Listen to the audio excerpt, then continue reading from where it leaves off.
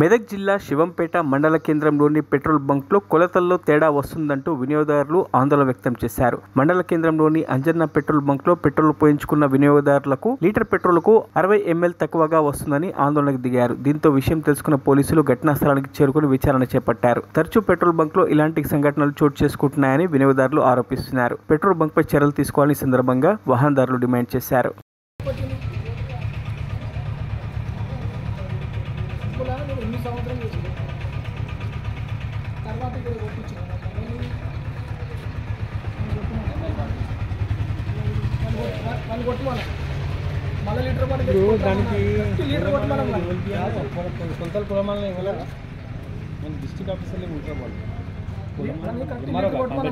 మరిన్ని అప్డేట్స్ కోసం మా ఛానల్ని సబ్స్క్రైబ్ చేయండి.